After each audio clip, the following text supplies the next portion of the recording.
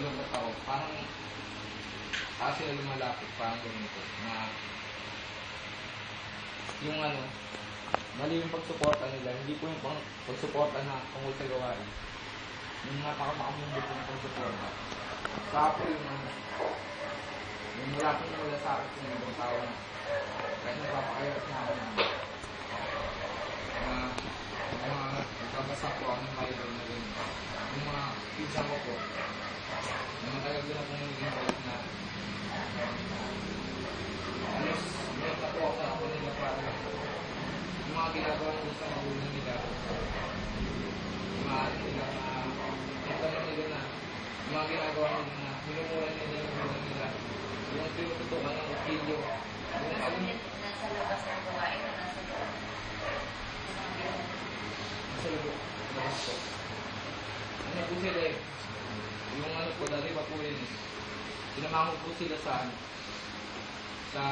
Mandaluyong po kasi po, dito lang po, mama niya lang po yung kasama nila. Baka kasi po kung anong gawin yun, mga pinsang ko po. Ang topic natin ay kayo ay may posibilidad na matanggal ng isang buwan. Sa thinking mo, dahil sa mga tagalabas, ang dahilan, kaya kanila mag-start ng isang buwan. Na ikaw ang nakakaalam kung bakit ka nandito sa loob. Pero dahil sa kanila, magagawa na i-start ka ng isang buwan. Ganon ka ba kanina?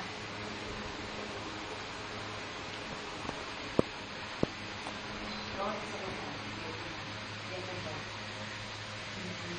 Hindi ko magandang gawin na hindi na gawain.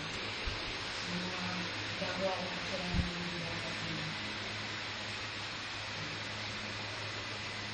So, palagay mo, may posibilidad ka pa matanggal ka ng isang buwan dahil sa kahinaan mo. Ayun. So, kiniklaim mo na matatanggal ka kung matanggalin kita ng isang buwan. Or ibig mo sabihin, ikaw mismo ay hindi sigurado na magtutuloy-tuloy ka sa gawain.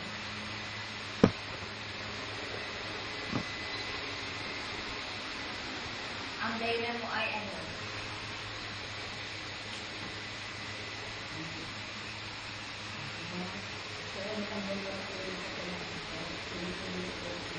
Hindi ikaw magtatanggal niya ng Diyos.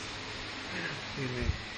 Kung ikaw ay magtutuloy-tuloy sa gawain, matatanggal niya sa'yo. Ngunit kung titigil ka, hindi matatanggal niya sa'yo. Hindi pwedeng sasabihin mo gusto mo matanggal yung mga bad sa'yo, bad habits mo. Kaya ka narito, papatanggal mo yung kay God. Tinatanong kita, iniisip mo bang hihinto ka pa? Hindi na. Kung kapag inisip mo hindi ka hihinto, hindi ka hihinto. Ang tanong ko kanina, sino yung may posibilidad ka na matanggal ka sa buwan?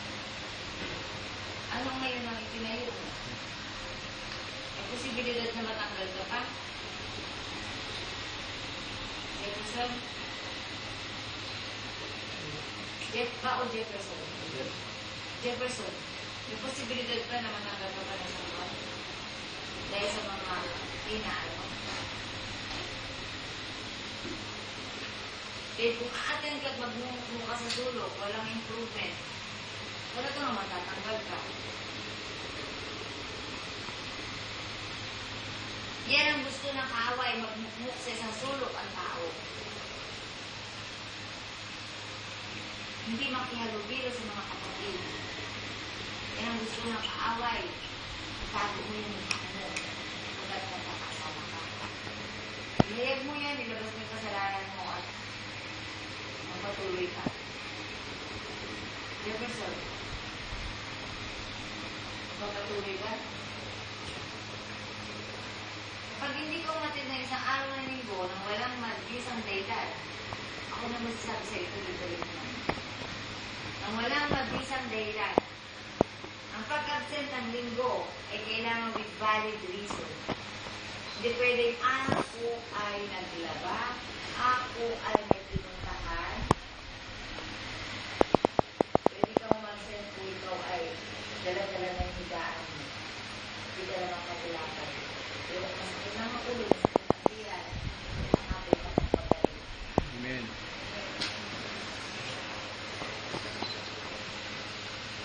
Sunduin mo. Yan. Hindi mo lang maano. Kung ano tawag ng oras na nagbibigay sa sumakit. Pwede siguro yun. Kapag nagkaka, kahit ang dapat ng pinag. Jefferson, tinanggap ka namin. Tinanggap kita kung wala. Sa nakikita ko, gusto mo. Pero kung magpapatuloy ka sa hinaan ng loob mo at iisipin mo na ikaw ay papasinin ng mga kapatid mo, ako magsasabi sa'yo, dito, magpapansin ka. Hindi na nagsasabi yun, nagpapansin ako. Alam mo bakit? Kapag hindi ako nagpapansin ko, saan nila malalaman ang lalaki? Amen. Amen. Ang pinag-ingay ko, pinag-iwan ko dalang purpose. Hindi lang sa mama, pinag-iwan ko sa kawa. Ha? Jefferson, hindi pwede magmukmuk sa gulo. So, kapag hindi ka mati na isang araw na linggo without valid reason, ako na masasabi sa'yo, may nahinga ka. So, ikaw ngayon ang maglalagay sa sarili mo kung ikaw ay mag-isip ka sa grupo ito o dun ka sa ito. Ha? So, ano ang desisyon mo? Patuloy mo. Sa mulo mo. Ha? Kapag ating kasagawa ay hindi pwede sa sulo ka. Sa hospital ka. Hindi ka makikita. Ha? Doon ka makipagunahan kanila. Dito kasi walang palakasan. Pero kaya mo doon ka sa oras.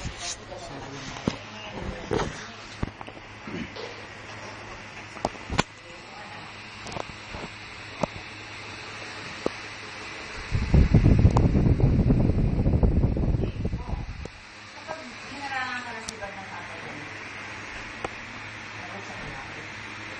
Amen. Pero kung hanggang pumangalan siya,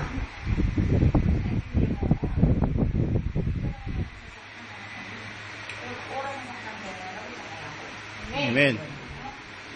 tago ka sa likod ng nanay mo. Sinabi ko ng nanay mo. Pagka-umiga, andyan sa nanay mo. Diba? Kung ano problema mo, Dito pa nga ako eh. bigyan mo, o talo ka na ng tatay mo. Ganda sa kapalit mo. Kapalit mo mo siya. Ha? Sabi mo kay God, tanggalan ng kamay ang tatay mo. Sabi mo kay God, tanggalan ng paa ang tatay mo. Mabibuhan niya katanggal mo. Yes mo? Amen. Kita mo sa sabi na kita mo sa Christ, tanggalan, diba? Sabi mo kay God din, bali mo walang ka ng tatay. Huwag lang asungin na tatay na sila. Amen.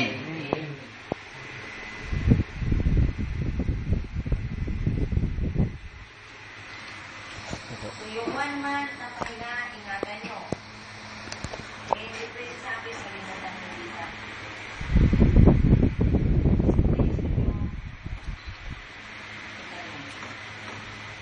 Hindi pwede dahilan na tayo sa kalabas. Ikaw nasa loob eh. Alam mo ano yung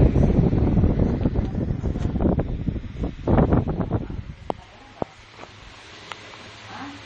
Parang sinabi mo wala sila sa puno. Kagaya ka rin niya. Silver.